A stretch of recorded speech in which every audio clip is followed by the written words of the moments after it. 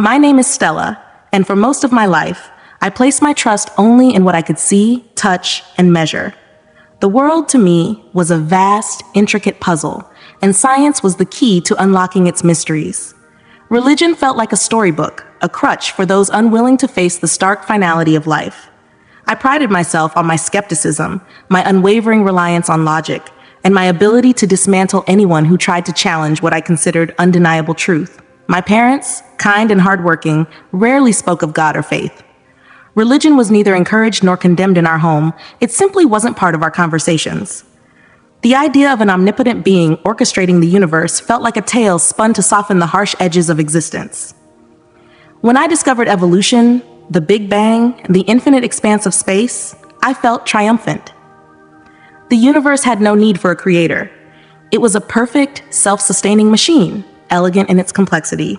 By adulthood, I wore my atheism like armor, a badge of honor. I devoured books by renowned skeptics, watched debates between scientists and religious figures, and relished the sense of superiority that came with deconstructing arguments for God's existence. Faith was unnecessary. I had reason, evidence, and certainty. When people spoke of their spiritual experiences or whispered of heaven and hell, I nodded politely, all the while quietly judging their naivety. I believed they clung to religion to soften the blow of mortality, to ward off the unbearable finality of death. To me, life after death was a fantasy. The moment your heart stopped, your brain ceased, and that was it. Game over. I had built my life around this conviction. I had a stable job, loyal friends, and a firm sense of control. I didn't waste time chasing the unprovable content in the knowledge that I understood the world. But life has a way of shattering certainty when you least expect it. It began like any other day. A long shift at work had left me weary, and I looked forward to nothing more than the quiet comfort of home. The sky hung heavy and gray, the streets still slick from an earlier rain. I grabbed my bag, stepped out of the office, and walked toward my car, the routine so ordinary I barely noticed the world around me. Then it happened. The horn blared, headlights flashed, a car struck me with unimaginable force. Pain tore through my body like lightning, spinning the world into chaos, and darkness swallowed me whole. When I regained consciousness, I was on the cold, wet pavement. Voices, urgent and anxious, cut through the fog in my mind. Someone shouted for an ambulance. My body felt alien, heavy, resistant. I tried to move, but agony pinned me in place. Thoughts fragmented, my vision blurred, and fear seeped in where certainty once lived. This was bad, worse than anything I could have imagined. Paramedics arrived, their questions echoing through the haze. My name, the date. Their voices sounded distant, muffled, as though coming from another world. My heart raced, my breath shallow. I could feel the fragile grip of life loosening, a terrifying awareness that my body might betray me entirely. As they lifted me into the ambulance, the gray sky was visible through the doors. It offered no comfort. And yet, in that moment, something flickered inside me, unnameable, inexplicable. Not fear alone, not panic. It was a crack in my certainty, a trembling acknowledgement that perhaps I did not have all the answers, that this might truly be the end. I clung desperately to my old beliefs, repeating the mantra that had defined me for decades. There is nothing beyond this, nothing after this. But deep down, I sensed that the world was more mysterious, more vast, and far more alive than I had ever allowed myself to believe. This was just biology at its cruelest, my body unraveling, breaking down, and soon, inevitably, shutting down. That was the simple, brutal truth. The ambulance ride was a chaotic blur, a mix of flashing red and white lights, the muted rush of voices, and the thrum of the siren reverberating through my chest. I felt consciousness slipping from me, a dimming light in a room that was growing impossibly dark. Pain, sharp and insistent, still gnawed at me, but slowly it was being replaced by a strange, creeping numbness. The paramedics' voices cut through the haze, urgent and commanding, yet strangely distant. "Stay with us," one of them urged, but the words seemed to float past me, meant for someone else entirely. Then it happened. My vision narrowed, the edges of the world folding in until there was nothing but darkness. My body felt impossibly light, weightless, as if I were shedding it like an old, worn coat. And in that suspended moment, a chilling realization struck me. I was not afraid, not in the way I expected. Nor was I at peace. I was disoriented, unmoored, overwhelmed by a sense that something monumental was about to occur, something utterly beyond comprehension. Then, with a quiet finality, I was gone. When I opened my eyes, or whatever part of me was now perceiving, I was somewhere I could never have imagined. I wasn't in my body. I could see it, pale and strapped to the gurney, the paramedics moving over it with frenzied precision. Their shouts were urgent, yet muffled, as though I were hearing them through water. "We're losing him," one cried. My heart, the one I once felt so keenly, didn't respond. I hovered above, detached, observing from a point just below the ceiling of the ambulance. The shell that had been my body looked alien, lifeless, and yet the scene around it was impossibly vivid. I should have panicked. I should have screamed, struggled, fought to return to myself. But I didn't. Instead, I drifted, a silent witness to everything unfolding. Every detail struck me with shocking clarity. The sweat beading on a paramedic's brow, the precise rhythm of hands pressing into my chest, the slight tear in a glove that would have gone unnoticed before. My senses had sharpened beyond human limits, yet I could not touch, could not intervene. I was everywhere and nowhere at once. The ambulance jolted on the road, and for a fleeting moment, my perception extended beyond its walls. The streets, trees, even the dull gray sky were rendered in sharp, almost painful clarity. Everything familiar, yet I felt utterly disconnected. I was suspended in a liminal space, caught between the life I had known and something utterly alien. Then in the distance, a faint glow appeared. Not from the ambulance, not from any streetlight. Something else entirely, pulsing gently, like a heartbeat. The light was soft yet insistent, warm but otherworldly. It drew my attention with a force I could neither understand nor resist. I looked back at my body. The paramedics fought desperately, but their movements, their words, felt like echoes from another world. I wanted to call out, to assure them I was still here, but my voice would not travel. The sound wouldn't form. And then, inexorably, my gaze returned to the glow. It grew brighter, closer, pulling at me with a gravity that was inescapable. Fear stirred for the first time. I had never believed in souls, in afterlife, in anything beyond the physical world. And yet here I was, disembodied, drawn towards something incomprehensible. Resistance was futile. The light was not merely calling me, it was claiming me. Every fragment of whatever I had become was pulled toward it. My old world began to dissolve. The shouts of the paramedics, the hum of the ambulance, even the sight of my own body faded into insignificance. The light consumed everything, filling my perception with a warmth that seeped into the depths of me. It was overwhelming, unearthly, and yet I was no longer afraid. As I moved closer, the light enveloped me completely, a presence alive and aware, impossibly vivid and infinite. My disbelief, my reliance on logic, my understanding of reality, all of it seemed laughably small in the face of this undeniable truth. Then, amidst the intensity, a whisper pierced the radiance. A voice calling my name, emanating from the light itself.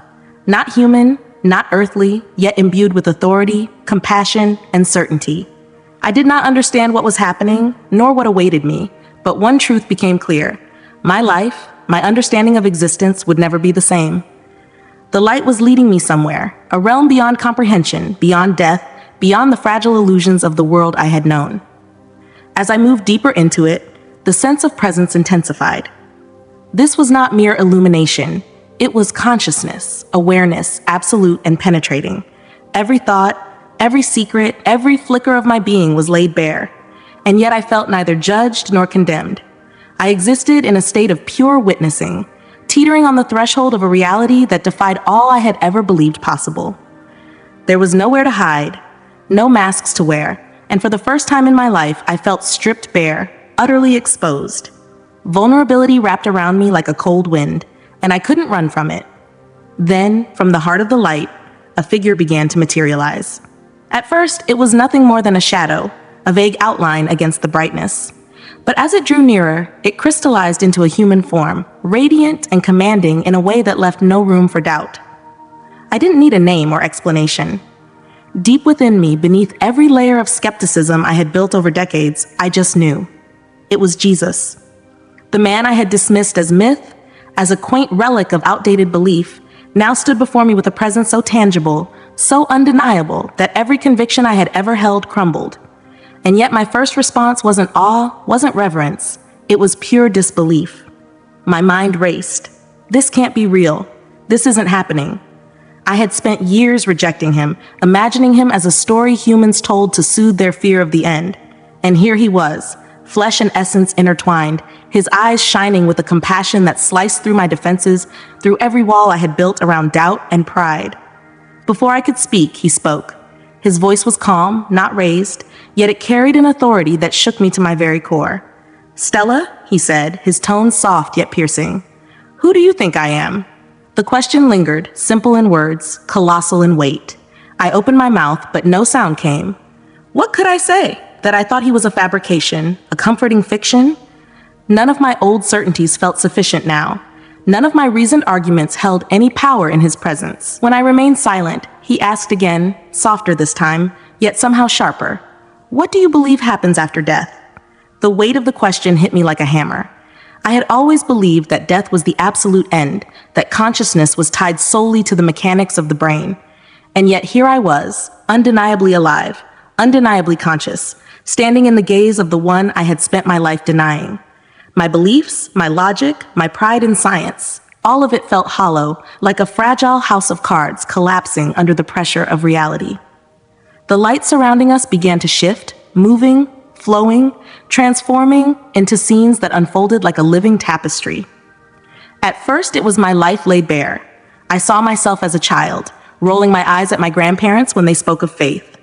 Then, as a teenager, mocking a classmate for their beliefs during a school debate. As an adult, arguing with colleagues, dismissing religion as fairy tales. These were not mere memories. They were raw, vivid, charged with emotion I had long ignored. I saw the quiet hurt in my classmates' eyes, the subdued disappointment in my grandparents' faces, the restrained frustration on my colleagues. Moments I had dismissed as trivial now felt heavy with significance. Then the scenes shifted, revealing consequences I had never imagined.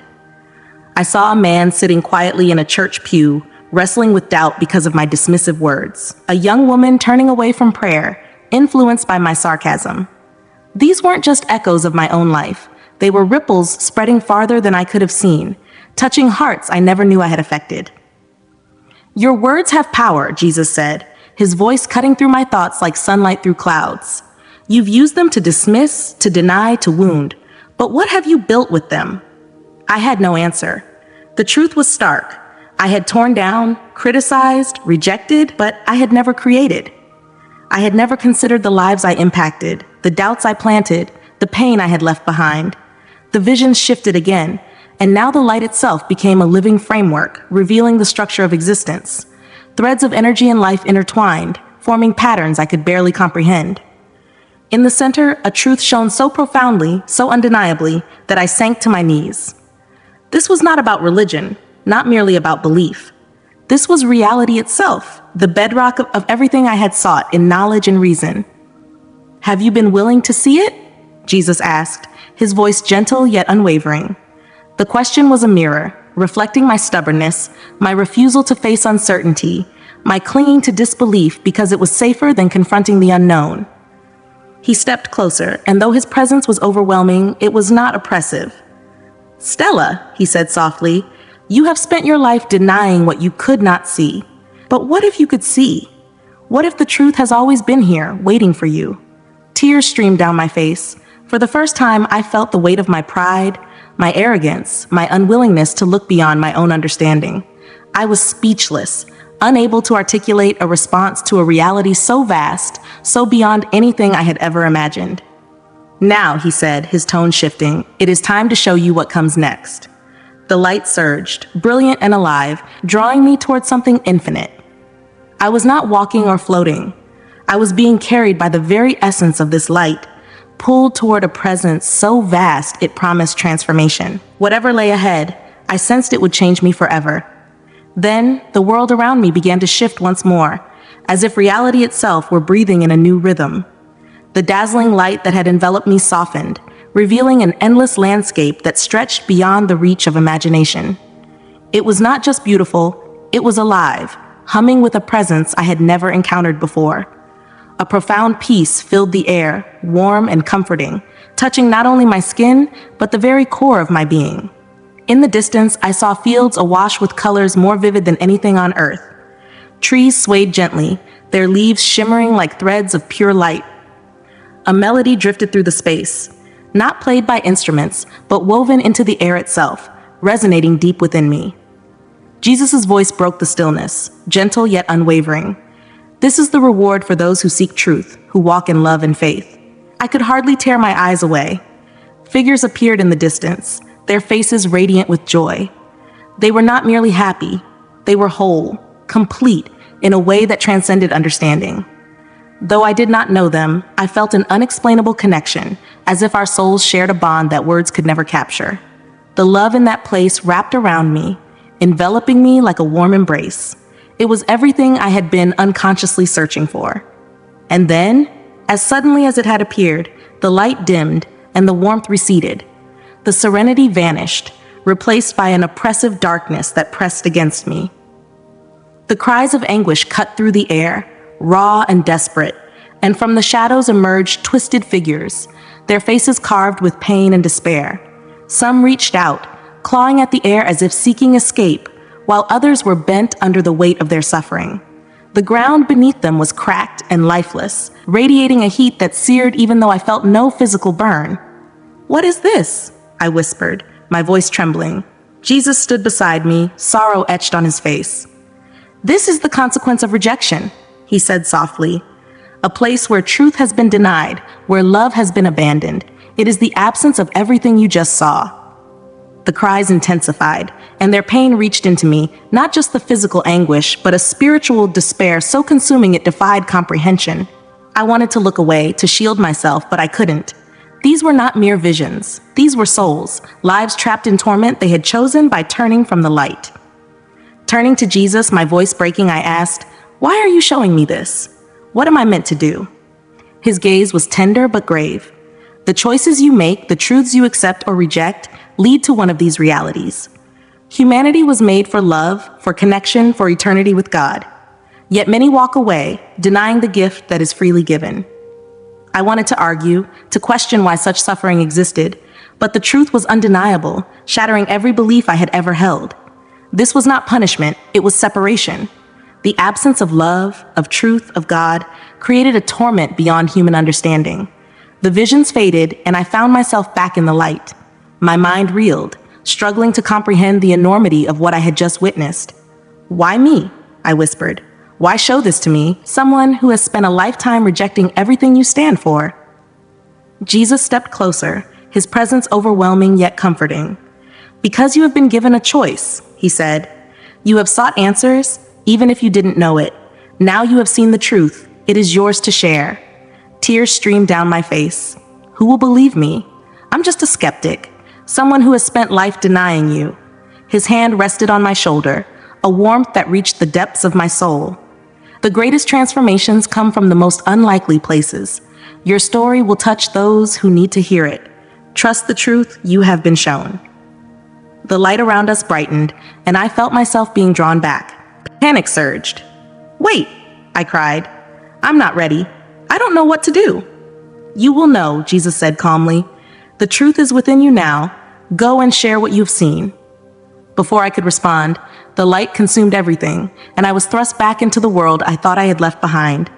My body gasped for air, lungs burning as if I had been underwater too long. The harsh fluorescent lights and sterile antiseptic hit me like a wave.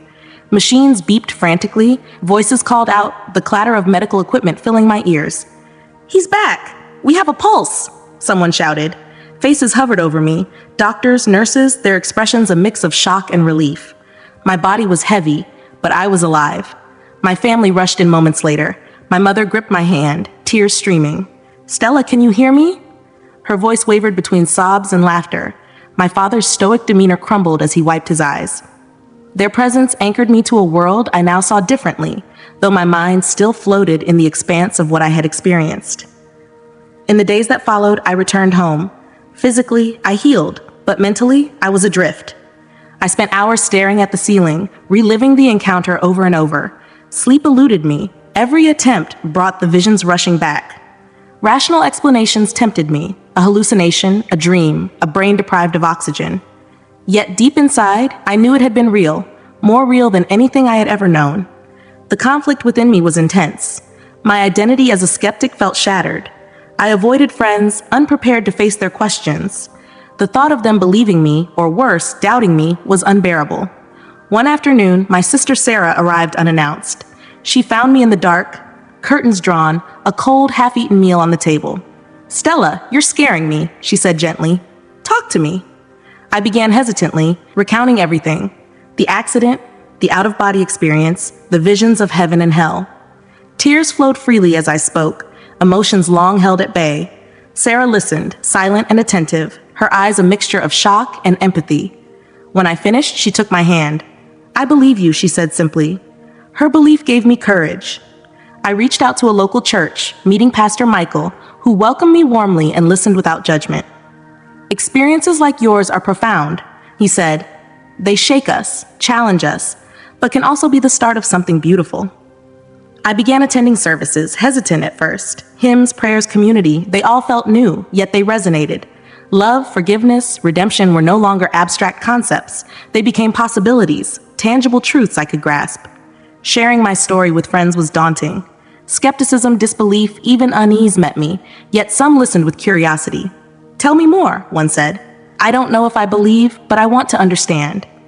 My relationship with my family deepened in ways I had never imagined. Conversations became honest, vulnerable.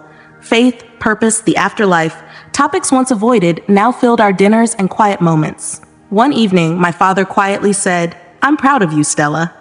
Surprised, I asked why. "For having the courage to seek the truth," he replied. "It's not easy to question everything you've known." His words resonated deeply. The journey was not simple or easy, but it was transformative. Faith did not require abandoning reason. It meant embracing realities beyond understanding. Now I share my story not to convert, but to offer perspective. If someone like me, a skeptic, can encounter something so profound, perhaps others may find their own path to truth. The quest for understanding is a journey we walk together.